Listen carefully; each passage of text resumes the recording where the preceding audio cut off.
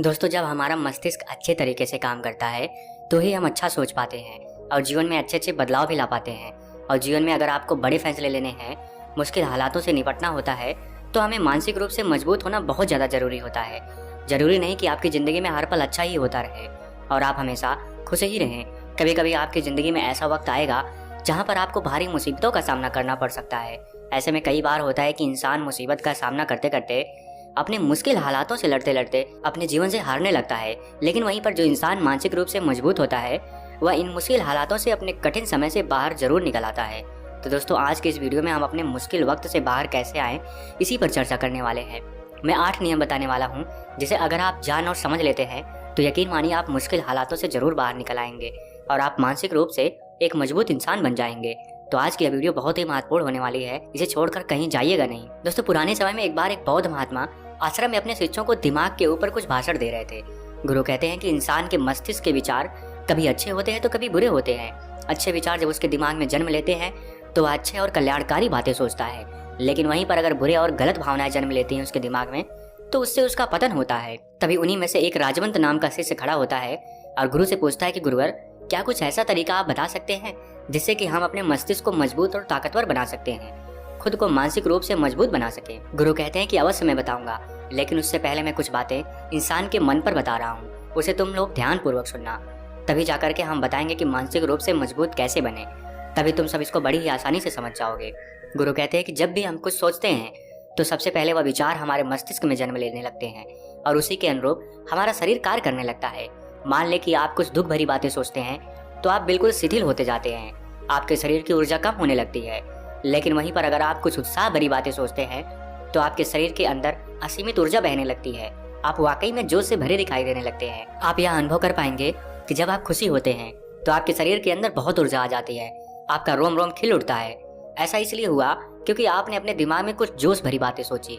शरीर तो वही है आपका, लेकिन जब आप दुख भरी बातें सोचते हैं तो आपका शरीर बिल्कुल ऊर्जा विहीन होने लगता है। लेकिन जब आपके विचार जोश भरे वाले होते हैं तो आपका शरीर ऊर्जा से भर जाता है। यानी हमारा शरीर किस तरीके से काम करेगा, यह सब हमारे मस्तिष्क में उत्पन्न हो रहे विचारों पर निर्भर करता है। अब तुम सबको मेरी बातें बहुत ही अच्छे तरीके से समझ में आएंगी। अब हम बताने जा रहे हैं कि मानसिक रूप से हम मजबूत कैसे बने। गुरु कहते हैं कि शिष्यों, हम तुम सबको 8 तरीका बताऊंगा। अगर तुम उन 8 तरीकों को अपने दिमाग में लाते हो, वैसा ही सोचते हो, तो यकीन मानिए आपका शरीर भी वैसा ही काम करने लगेगा। जैसा कि मैं पहले बता चुका हूँ कि जब आप दुखी होते हैं तो आपका शरीर ऊर्जा से विहीन होने लगता है, लेकिन जब आप खुश होते हैं तो आपके शरीर में ऊर्जा बहने लगती है। इसका मतलब यह है कि अगर हम वह 8 तरीका जान लें और वही हम अपने दिमाग में सोचे तो हमारा शरीर ऊर्जा और जोश से भर जाएगा, अर्थात हम मानसिक रूप से मजबूत बन जाएंगे। और वास्तव में जब आप मानसिक रूप से मजबूत बन जाएंगे तो आप मुश्किलों का सामना बड़ी ही आसानी से कर लेंगे। गुरु कहते हैं कि शिष्यों, मानसिक रूप से मजबूत बनने का पहला नियम है, जो हो चुका है उसकी परवाह करना छोड़ दो। गुरु कहते हैं कि शिष्यों, मुझे यह बताओ कि सूर्य किस दिशा में उगता है। तो सभी शिष्यों ने एक साथ जवाब दिया कि गुरुजी, सूर्य पूर्व दिशा से निकलता है। फिर गुरुजी कहते हैं कि अगर मैं यह कहूँ कि सूर्य पश्चिम दिशा से निकले तो क्या वह निकलेगा? सभी शिष्य कहते हैं कि बिल्कुल नहीं गुरुजी, सूर्य तो पूर्व दिशा से ही निकलेगा, हम उसके स्थान को, उसके जगह को कभी नहीं बदल सकते। फिर गुरु कहते हैं कि मान लो बारिश का मौसम है, अगर मैं यह बोलूं कि बारिश बंद हो जाए तो क्या हमारे बोलने से बारिश बंद हो जाएगी? शिष्य कहते हैं कि नहीं गुरुवर, वो तो मौसम की वजह से हो रहा है, जब मौसम में बदलाव होगा तो बारिश बंद हो जाएगी। फिर गुरुजी कहते हैं अगर मैं तुम लोगों से कहूँ कि ठंडी के मौसम में गर्मी पड़ने लगे तो ऐसा तो होने वाला नहीं है। शिष्य कहते हैं गुरुवर, आप ठीक कह रहे हैं, यह कभी नहीं हो सकता कि ठंडी के मौसम में गर्मी पड़े और गर्मी के मौसम में ठंडी पड़ने लगे। यह मौसम तो प्रकृति पर निर्भर करता है, जो कि हमारे बस में नहीं है। फिर गुरु कहते हैं कि ठीक उसी प्रकार अगर जो चीज हमारे बस में नहीं होती है या जो बातें, जो घटनाएं बीत चुकी हैं, अगर हम उन घटनाओं को लेकर बार बार परेशान होते रहेंगे या उसकी बहुत ज्यादा परवाह करेंगे तो क्या हम भूतकाल की घटनाओं को बदल सकते हैं? शिष्य कहते हैं कि नहीं गुरुवर। फिर गुरु कहते हैं अगर तुम उन बीती घटनाओं को लेकर के बार बार चिंता में रहोगे और उस चीज की परवाह भी करोगे तो तुम परेशान होते चले जाओगे। इसीलिए तुम्हारी जिंदगी में जो भी घटनाएं घटित हो चुकी हैं, कोशिश करो उसे भुलाने की, और उसका एकमात्र तरीका है कि आप अपने आने वाले समय पर, आने वाले भविष्य पर, या जो चीजें चल रही हैं उस पर अपना ध्यान केंद्रित करिए। गुरु कहते हैं कि मानसिक रूप से मजबूत बनने का दूसरा नियम है, ध्यान करने की आदत डालो। गुरु कहते हैं कि गौतम बुद्ध जब सत्य की खोज में निकल पड़े थे तो उन्होंने बहुत सारे उपाय किए, बहुत सारे कर्मकांड किए, लेकिन उन कर्मकांडों की वजह से उन्हें बहुत ज्यादा कुछ हासिल नहीं हुआ और उनका शरीर दुबला पतला होता चला गया, लेकिन वह सत्य की खोज में असमर्थ रहे। उनके गुरुओं ने उन्हें बहुत सारे कर्मकांड के उपाय बताए, लेकिन उन कर्मकांड का कोई भी मतलब नहीं हुआ उन पर। अंत में जब भगवान बुद्ध ध्यान की अवस्था में बैठे तो धीरे धीरे ध्यान की गहराइयों में जाकर उन्हें वह सारी चीजें पता लगने लगी जिस चीज की वह खोज में निकल पड़े थे। ध्यान के जरिए वह अपने सभी विचारों पर विजय पा लिए। उन्होंने पापी मार को पराजित किया, काम वासना पर विजय पाई, अपनी हर एक भावना पर वह विजय पा लिए। और यह सब तभी हुआ जब वो ध्यान की गहरी अवस्था में बैठे और कई दिनों तक ऐसे ही बैठे रहे। ध्यान करने से हमारा मन और मस्तिष्क बहुत ही शांत हो जाता है, जिससे कि अगर हम किसी वस्तु पर या किसी के बारे में या किसी चीज के बारे में जब विचार करते हैं तो हमारा पूरा ध्यान उसी पर केंद्रित रहता है। हमारा दिमाग ज्यादा इधर उधर भागता नहीं है और हम चीजों को बहुत ही अच्छे तरीके से समझ पाते हैं। ध्यान ही एक ऐसा तरीका है जो आपको हर तरीके से आपके दिमाग को मजबूत बनाता है। बौद्ध भिक्षु अगर किसी बात पर ज्यादा जोर देते हैं तो वह ध्यान की प्रक्रिया पर ध्यान में कई घंटे तक बैठे रहते हैं, जिससे उनका दिमाग बहुत ही शांत रहता है, उनका मन बहुत ही शांत रहता है। इसी की वजह से वह किसी भी चीज पर बहुत ही अच्छे तरीके से विचार कर पाते हैं, अर्थात वह मन और मस्तिष्क दोनों से मजबूत होते चले जाते हैं। ध्यान करने से आपकी सारी वासनाएं आपके नियंत्रण में रहेंगी। आप अपनी इच्छा अनुसार अपनी वासना को अपने वश में कर सकते हैं। गुरु आगे कहते हैं कि मानसिक रूप से मजबूत बनने का तीसरा नियम है बहुत ज्यादा किसी से उम्मीद मत रखना। गुरु कहते हैं कि तुम सब अपनी मर्जी से जन्म लिए हो, अपनी मर्जी से ही गर्भ का चुनाव किए हो, लेकिन इंसान जन्म लेने के बाद वह यह सब भूल जाता है कि उसे क्या करना था, वह किस लिए जन्म लिया था। और जन्म लेने के बाद वह तमाम तरह की वासनाओं से ग्रसित हो जाता है। इस संसार की मोहमाया से वह बहुत ही ज्यादा ग्रसित हो जाता है। वह खुद को जान ही नहीं पाता, वह खुद को भी भूल जाता है। और यही वजह रहती है कि वह तरह तरह के लोगों से अपनी बहुत ज्यादा उम्मीदें लगा बैठता है। उम्मीदें दुख का कारण बनती हैं। जिस भी व्यक्ति वस्तु से आपकी उम्मीदें बढ़ जाएंगी, आने वाले समय में सबसे ज्यादा दुख आपको उसी से मिलने वाला है, क्योंकि उम्मीद जहाँ पर होती है दुख भी वहीं पर होता है। आप किसी से बहुत ज्यादा उम्मीद लगा लिए और वह व्यक्ति आपकी उम्मीदों पर खरा नहीं उतरा, तो सबसे ज्यादा दुख आपको उसी से होने वाला है, क्योंकि जब उम्मीद टूटती है तो दुख बहुत ज्यादा होता है। इसलिए इस भौतिक जीवन में बहुत ज्यादा उम्मीद और बहुत ज्यादा मोह किसी भी व्यक्ति से मत करना। एक शिष्य उठ खड़ा होता है और कहता है कि गुरुवर, हम बिना उम्मीद से, बिना आशा से कैसे जी सकते हैं। हम सबके मन में रहता है कि मुझे यह चीज करनी है, मुझे वह चीज करनी है, मुझे जीवन में ऊंचाइयों को हासिल करना है। बिना उम्मीद के, बिना आशा के हम कैसे जीवन में आगे बढ़ सकते हैं। गुरु ने कहा कि कुछ पाने की लालसा, कुछ बड़ा बनने की लालसा जीवन में जरूर आपको ऊंचाइयों तक ले जाती है। कुछ बड़ा बनने की लालसा खुद से होनी चाहिए, ना कि किसी व्यक्ति वस्तु विशेष से। मैं यहाँ पर लोगों के बारे में बात कर रहा हूँ कि तुम अगर यह सोचो कि मेरा दोस्त मेरे साथ खड़ा रहेगा या मेरे लिए हमेशा खड़ा रहेगा, या आप जो सोच रहे हो सामने वाला इंसान आपके लिए वैसा ही करेगा, तो यह सभी चीज बहुत ज्यादा उम्मीद और मोह को बढ़ावा देती है। और बहुत ज्यादा उम्मीद किसी से मत रखना। खुद से उम्मीद रखोगे तो दुख बहुत ज्यादा नहीं होगा, लेकिन अगर दूसरों से उम्मीद रखोगे और वह उम्मीद पूरी नहीं हुई तो दुख बहुत ज्यादा होगा। कई बार होता है कि माता पिता जो अपने जीवन में हासिल नहीं कर पाए, वह चाहते हैं कि उनके बच्चे वह हासिल करें। वह सारा भार अपने बच्चों पर लाद देते हैं। बच्चे उनके हिसाब से चलें, वह उनकी उम्मीदों को पूरा करें। उन्होंने जो अपने जीवन में हासिल नहीं कर पाए, वह काम उनके बच्चे करें। और लगभग इस समय तो सभी के माता पिता यही सोच रहे हैं। बहुत कम लोग होते हैं जो अपने बच्चों को आजाद रखते हैं। मेरी सभी से गुजारिश है कि अपनी उम्मीदों का पहाड़ अपने बच्चों पर ना थोपें। गुरु कहते हैं कि मानसिक रूप से मजबूत बनने का चौथा नियम है, पहली बार किसी काम में फेल होने से डरो मत। गुरु आगे कहते हैं, शिष्यों, अगर डर तुम पर हावी हो जाएगा तो तुम अवश्य असफल हो जाओगे।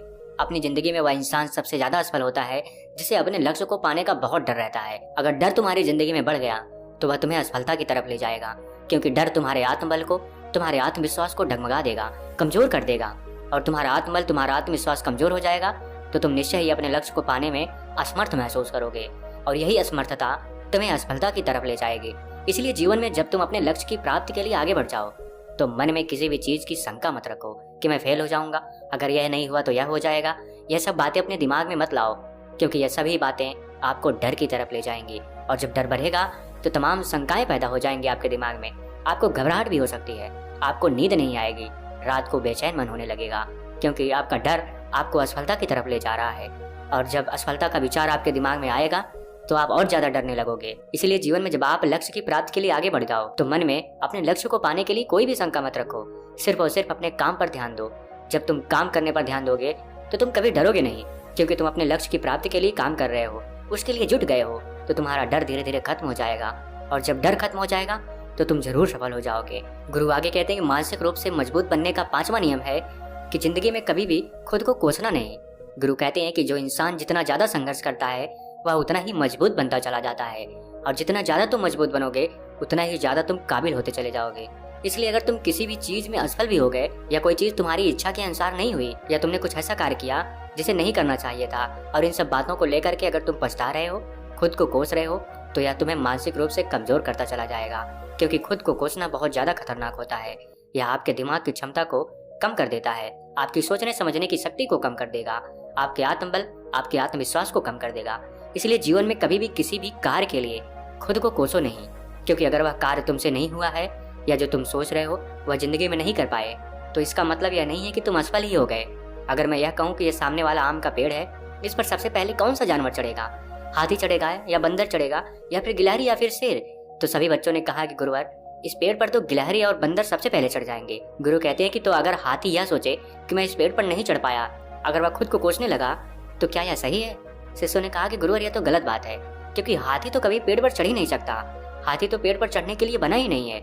गुरु कहते हैं कि ठीक इसी प्रकार हर एक व्यक्ति में काम करने की कला का, उसके दिमाग का अलग अलग महत्व होता है। कोई किसी कार्य में माहिर होता है तो कोई किसी कार्य में।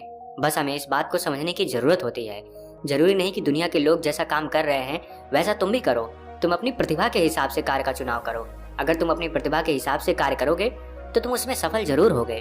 गुरु कहते हैं कि मानसिक रूप से मजबूत बनने का छठा नियम है, अपनी ऊर्जा को व्यर्थ में बर्बाद मत करो।